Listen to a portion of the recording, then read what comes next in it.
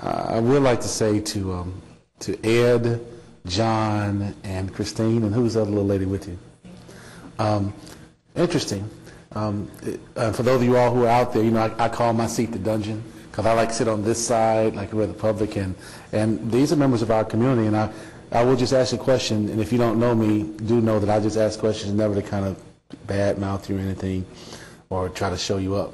But I was interested about your shirt.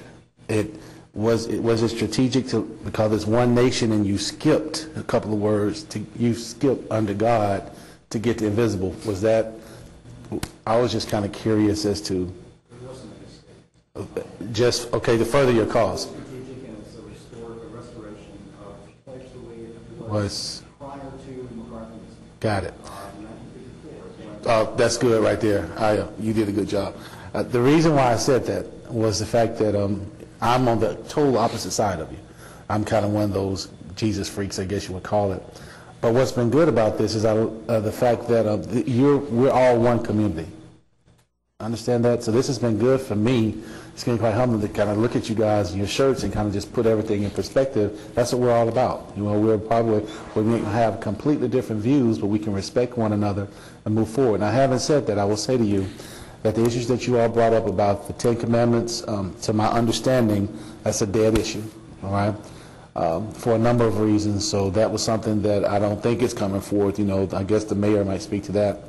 On the other issue, though, the prayer piece, Councilmember Leeds pulled that. So our agenda will go forward. If you look at the agenda, though, I always kind of find it kind of interesting because the first part, that prayer thing that I love, but there's a moment of silence because we each get an opportunity because each one of us are different. And it often gets sensationalized, and I'm not into that. But do know that I think I might pray the longest, and I think the longest I ever pray is like 45 seconds. So maybe someone kind of educate me. I don't see it as being forced because it happens at the beginning of the meeting, and if nothing else, by 4:30 we don't get into any business until 4:35. So by the welcome and the prayer, for those of us like pray like me, but some of us just do the moment of silence. And I'm saying, well, I'm not forcing you. Worst case, you show up at 4:35 and attend to the business. So do know that that's something that I kind of internalize and not just get on the gospel bandwagon, although I'd like to, but not here. But understanding, I appreciate you coming out and voicing your opinion. And anything we can do to support all the members of the community, I'm always there. All right?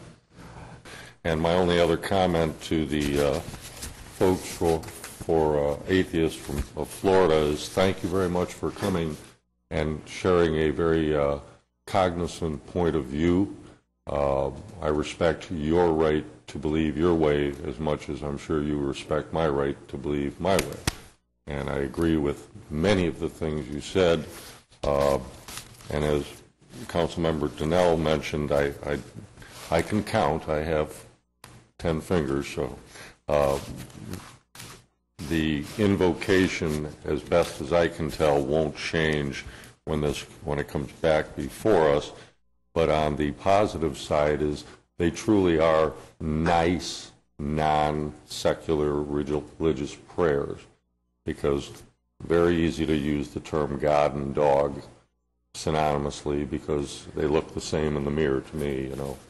So the prayers that we had approved back in 2008, they're nice, acceptable prayers. They truly, I don't believe, offend anybody, and that's why I support leaving them as an option for council to either utilize or what I prefer, which is that moment of silence and personal reflection to allow everybody to pray and not be interrupted by an auditory sound. But for the time being, I think it'll probably stay. But again, thank you, and never feel like you have to stand up for something that you don't believe in, sir. I respect your right to sit during the prayer also. So, thank you. Councilor Grill. Thank you, Mr. Mayor. And I was going to offer you a third choice, Mr. Kiefer.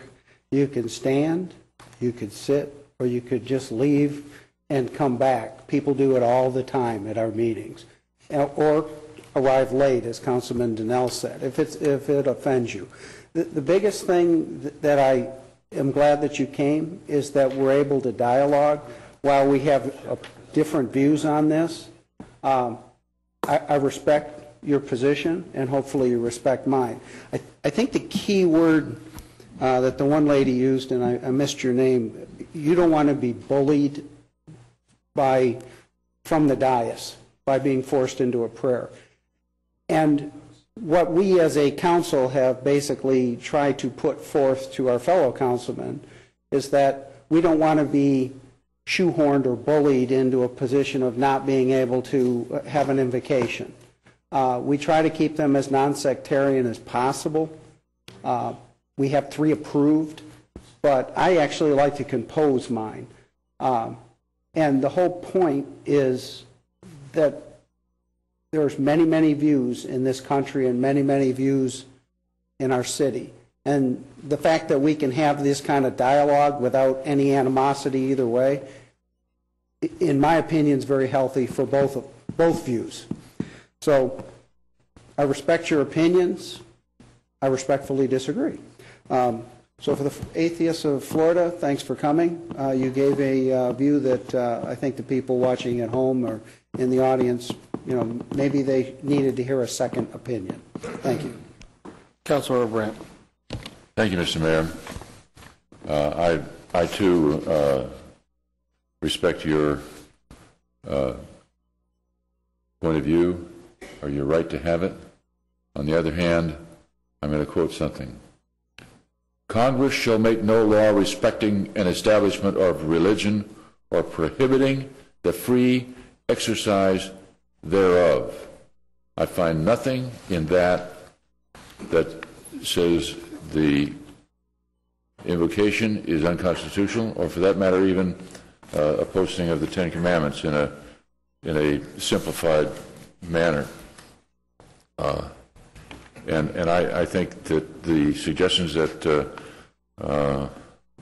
Councilmember McGrail just made, that in addition to sitting through it or leaving the auditorium during the time of it, it's perfectly acceptable. You're not going to be looked down on it by anybody from up here, as far as I know, if you do that. From the looks of your T-shirts, I think you want to take under God out of the Pledge of Allegiance, and I see nothing in the thing I just quoted, which was the First Amendment part of it, that would make that unconstitutional. So I hope we can agree to disagree. Thank you.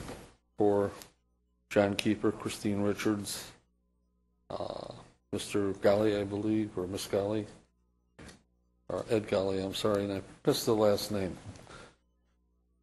I just hope that we can respectfully agree to disagree on whatever subjects.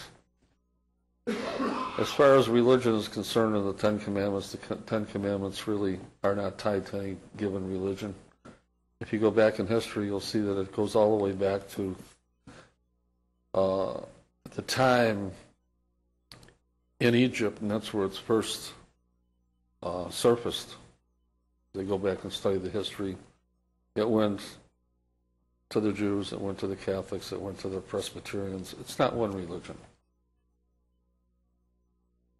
Part of the Ten Commandments, I would say, are associated with the law, along with the Magna Carta and other documents and theses and so forth that other people came up with.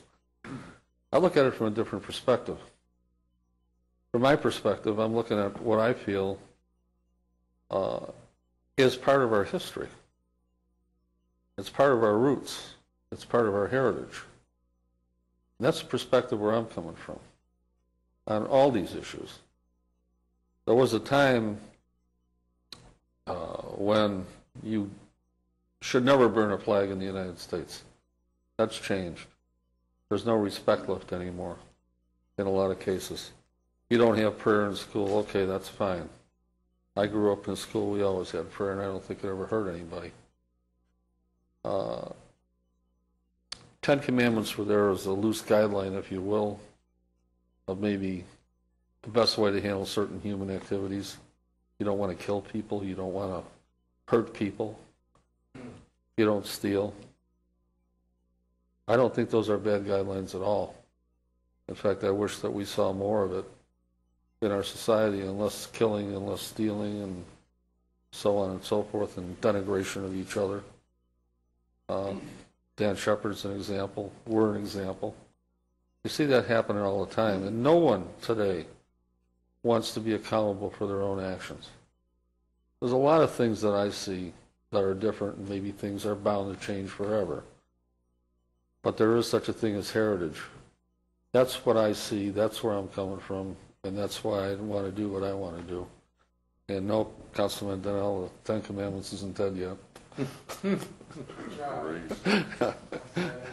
You know me well enough to know I don't give up easy. But I guess I've said enough.